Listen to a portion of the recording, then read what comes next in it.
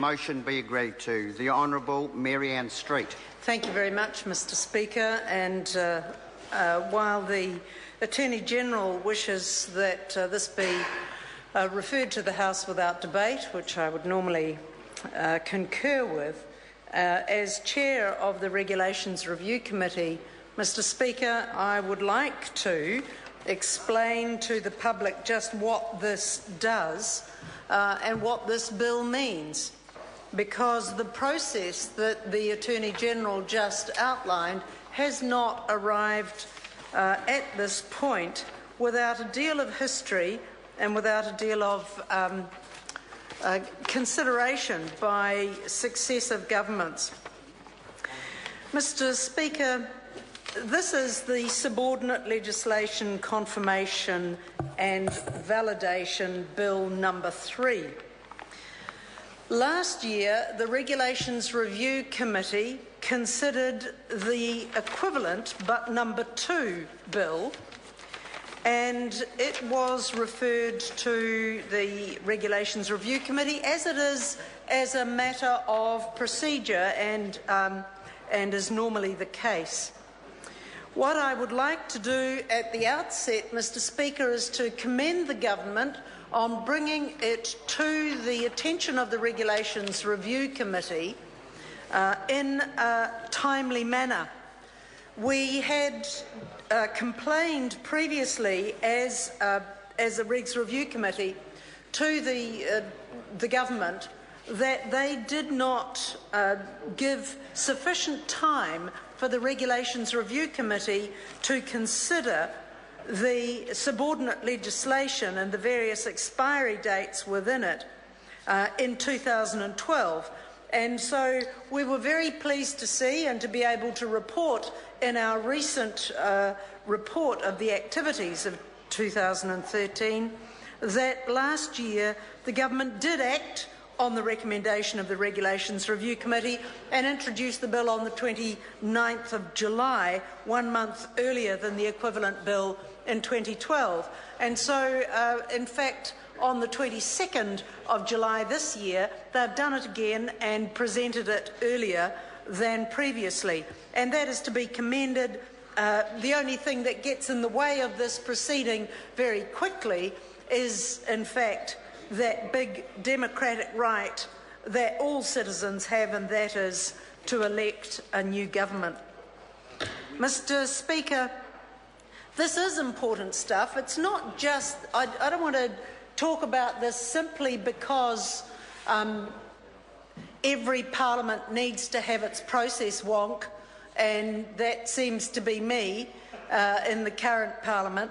But because it is important, and I am not a trained lawyer, but I am passionate about this Parliament and particularly the government of any hue doing its business in a way that is constitutionally sound, that is legally sustainable, and that observes proper and due process.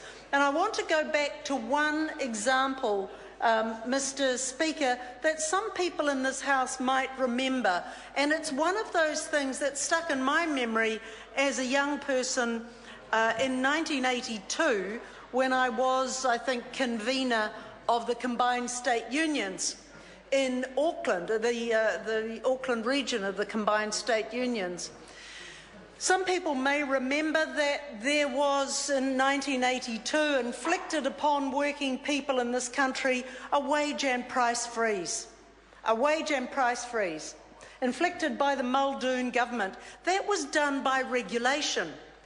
Regulation is subordinate legislation. That's what this bill is about. Subordinate legislation is legislation that isn't primary legislation, that isn't legislation passed by Parliament that can have debate and scrutiny.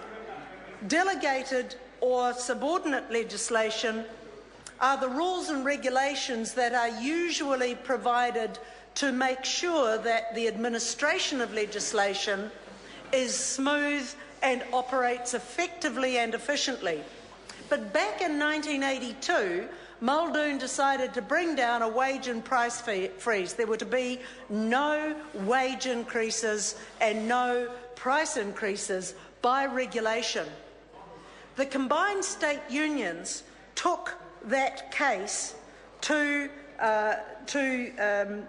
against the State Services Coordinating Committee, and on appeal it became very clear from the Court of Appeal's judgment that the act that the regulations were being promulgated under, which was the Economic Stabilisation Act of 1948, a pretty iniquitous piece of legislation on its own merits, and one that stayed with us for a long time. But Muldoon had seen fit to cancel all wage increases and price increases, though somehow that didn't quite work, despite the fact that in the public service, wage increases were set by quite different primary legislation, by proper legislation that was considered by the whole Parliament.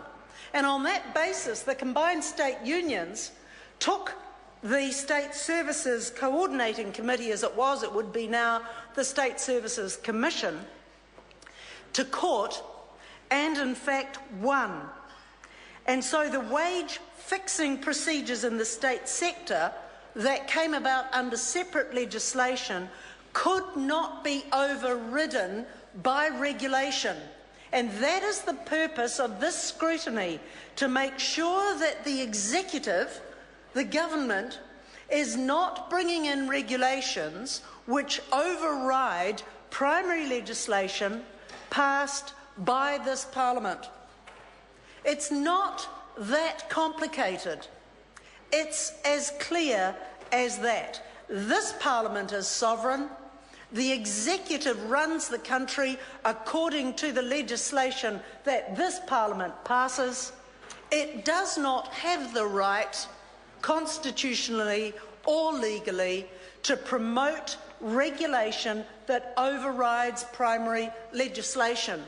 Now, when Muldoon realised that he had lost that case, it took him about 1 month to change the law.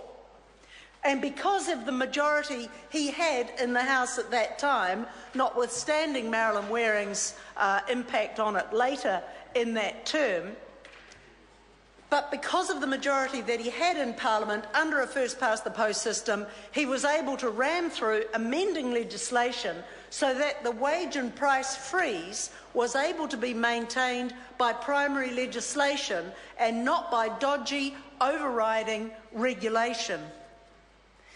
That process then resulted in changes to standing orders taking effect in 1986 and Parliament's establishment of the Regulations Review Committee.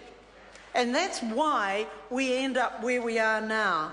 And Mr. Speaker, I would like to thank for all of that information, as well as my own recollections of the event, because I remember huge marches up Queen Street in Auckland against the wage price freeze, and myself and Bill Anderson making speeches at those rallies against the wage and price freeze. That's how old I am. And Bill Anderson, yes, yes, oh right, Bill Anderson, and as the representative of the Federation of Labour, at least yes, Federation of Labour as it was at that time, and myself as a representative of the local combined state unions. But Mr. Speaker, the point of this is that it is right and proper that this bill be sent to, it is the only bill that goes to the Regulations Review Committee. It's right and proper that it is sent there for proper scrutiny, because what it does is to validate and confirm regulations that would otherwise expire or fall to pieces if this bill was not passed.